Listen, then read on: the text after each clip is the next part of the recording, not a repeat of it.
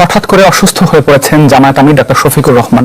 সদস্য বোধহয় অসুস্থ হয়ে পড়েছেন, অসুস্থ হয়ে যায় এবং ওইখান থেকে ওনাকে নিয়ে রওনা দেওয়া হয় হাসপাতালে। ওইখানে ওনাকে আমরা রাখতে পারিনি, উনি 1:15 দিকে ইন্তেকাল করছেন।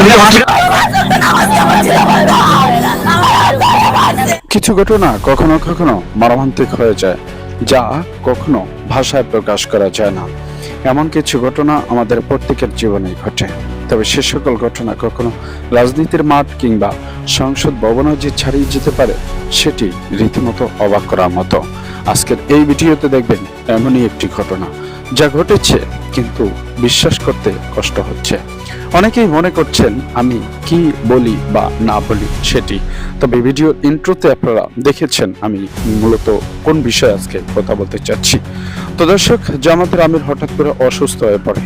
এদিকে সংসদ সদস্য হিসেবে তার চিকিৎসা দেওয়ার জন্য নিয়ে যাওয়া হয় হাসপাতালে, সেখানে তাকে মৃত্যু ঘোষণা করা হয়। এদিকে বাড়িতে আত্মীয় স্বজনের আহাজারি ও কান্নার রোল পড়ে গিয়েছে।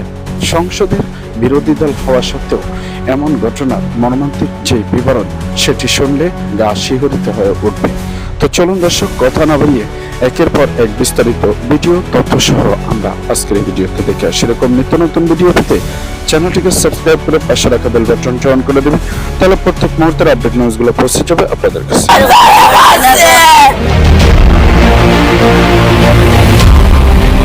আল্লাহর ঘরে ফজরের নামাজের পবিত্র মুহূর্তে সেজদারত এক মুসল্লির উপর নেমে আসে নৃশংস হামলা। মসজিদের ভেতরেই দেশীয় অস্ত্রের আঘাতে নির্মমভাবে হত্যা করা হয় তাকে। রক্তাক্ত এই ঘটনায় এলাকা জুড়ে ছড়িয়ে পড়েছে আতঙ্ক, ক্ষোভ আর শোক। পরিবারের দাবি, মাথা, চোখ সহ শরীরের বিভিন্ন স্থানে আঘাতের পর ঘটনাস্থলেই মৃত্যু হয় তার। রোববার ভোরে মৌলভীবাজারের শ্রীমঙ্গল উপজেলার পশ্চিম লায়ারকুল জামে মসজিদে ঘটে হৃদয় বিদারক এ ঘটনা। পুলিশ ও স্থানীয় সূত্র জানায়, ফজরের নামাজ আদায়ের জন্য ভোরে মসজিদে যান হাফিজ মিয়া।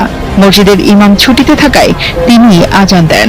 এরপর নামাজে দাঁড়িয়ে 1 রাকাত আদায় শেষে সেজদায় গেলে ঠিক সে সময় স্থানীয় যুবক জসিম মিয়া তার উপর অতর্কিত হামলা চালায়। মাঝে মাঝে আমার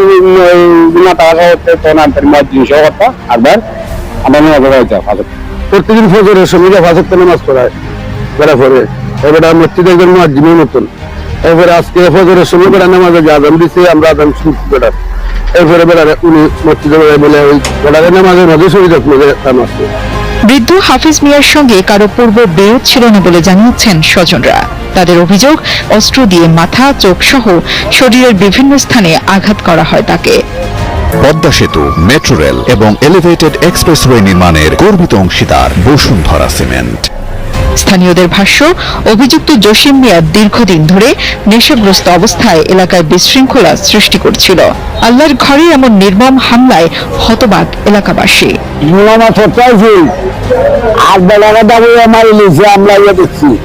নিশা হতো তার বাইরে নিশা করে ট্যাবলেট খায়, আঠোবা তারপরে আমার একবার মারি নিতে আসি, ইয়ার পরে তার বাইরে 16,000 টাকা দিয়ে আমার হসপিটাল ওষুধ বলা হয়েছিল। নামাজ পড়াইতে যাই ফজরের সময় 2 রাকাত নামাজ পড়াইছে, 1 রাকাত পড়া করছে, 1 রাকাতের মধ্যে ওই সন্ত্রাসী তারে মারছে। আর পার্শ্ববর্তী আরেকজন মুসল্লি আছে, তারও মারছে। তারও মারিয়া আমার বাড়ির চোখ তুলছে, চোখ তুললে পরে আসার মারছে, আসার মারছে পরে মারি গেছে। ঘটনার খবর পেয়ে পুলিশ দ্রুত অভিযান চালিয়ে অভিযুক্ত জসিম মিয়াকে আটক করে। পুলিশ বলছে, ঘটনার প্রকৃত কারণ উদ্ঘাটনে তদন্ত চলছে।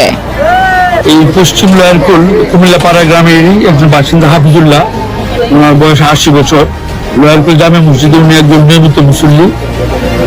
আজ এই ফজরের নামাজের সময় উনি আজান দিয়েছেন, কারণ বর্তমান যে স্ট্যান্ডিং যে ইমাম সাহেব আছেন উনি ছুটিতে থাকাতে ওনাকেই আজান দিয়েছেন। আজান দেওয়ার পরে ফজরের জামাত 5টায় শুরু হয়েছে। উনি আরেকজন সহ বাহার মিয়া সহ এই দুজনে ফজরের নামাজ পড়তেছিলেন। তখন 1 রাকাত পরে যখন রুকুতে গিয়েছেন, তখন পিছন থেকে জসিম নামে একজন এসে হুট করে তারা কলম দিয়ে আঘাত করছে, আঘাত করে শরীরে বিভিন্ন স্থানে আঘাত করছে, পরে পালিয়ে যায়। আমরা ইতিমধ্যে যে জসিম মিয়াকেও আমরা আটক করতে সক্ষম হয়েছি, সেই সাথে এই হাফিজুল্লাহর মৃতদেহ আমরা সুরতহাল করে এই মর্গে প্রেরণ করেছি পরবর্তী আইনগত ব্যবস্থা গ্রহণ করার জন্য। মানুষ শান্তি আর নিরাপত্তার খোঁজে ছুটে যায় উপাসনালয়। সেই পবিত্র স্থানে যদি ঝরে পড়ে রক্ত, তবে তা শুধু একটি হত্যাকাণ্ড নয়, সমাজের নৈতিক অবক্ষয়ের নির্মম প্রতিচ্ছবি। আল আমিনের একজন সদস্য বোধহয় অসুস্থ হয়ে পড়েছেন, মাননীয় সদস্য হাফেজ মোহাম্মদ রবিউল বাসায়, উনি কি অসুস্থ? সংসদে একটা মেডিকেল, আচ্ছা এখানে একজন ডাক্তার আছে, আমরা পাঠাচ্ছি ডাক্তার। আচ্ছা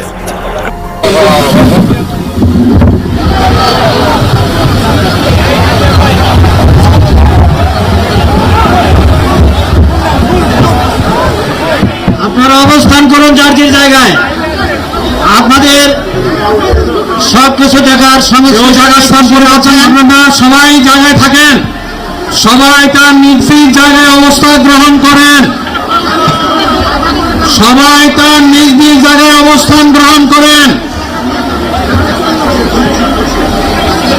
আপনারা নিজ নিজ জায়গায় থাকুন, প্রয়োজনীয় দিক নির্দেশনা দেওয়া হবে। আপনাদের উত্তেজিত উদ্বেলিত হওয়ার কোনো কারণ নেই। মহান রব্বুল আলামিনের একান্ত মেহেরবানিতে আমাদের প্রোগ্রাম আলহামদুলিল্লাহ, শুকরান, আলহামদুলিল্লাহ কাসীরান। সম্মানিত ভাইরা, আপনারা সম্মানিত ভাইরা, আল্লাহ রাব্বুল আলামিনের রসুল মেহমানকে সদরে মাহফিল মুহতারাম আমির জামাত উকিল শিষ্য যাবেন ইনশাআল্লাহ। আমি আল্লাহ তাআলার শুকরিয়া আদায় করি, আল্লাহ তাআলার শুকরিয়া আদায় করি আবার আপনাদের সামনে দাঁড়াতে পেরেছি। আমি বলেছিলাম দুর্নীতিমুক্ত বাংলাদেশ ইনশাআল্লাহ সবাইকে নিয়ে আমরা গড়ব। আমরা কথা দিচ্ছি, বাংলাদেশ জামাত ইসলামী যদি আল্লাহ তাআলার মেহেরবানি এবং সরকার জনগণের ভালোবাসা নিয়ে সরকার গঠন করে, তাহলে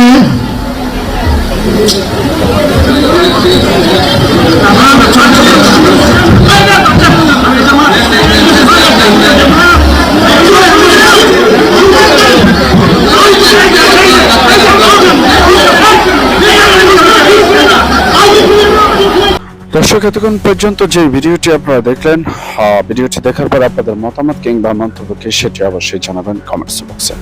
আর এরকম নিত্য নতুন ভিডিও পেতে চ্যানেলটিকে সাবস্ক্রাইব করে রাখুন প্রত্যেক মুহূর্তের আপডেট নিউজগুলো পাওয়ার জন্য। আজকের মতো এখানে বিদায় নিচ্ছি, দেখা হবে অন্য কোনো ভিডিওতে। ততক্ষণ পর্যন্ত সকলে ভালো থাকুন, সুস্থ থাকুন। আসসালামু আলাইকুম ওয়া রাহমাতুল্লাহি ওয়া বারাকাতুহু।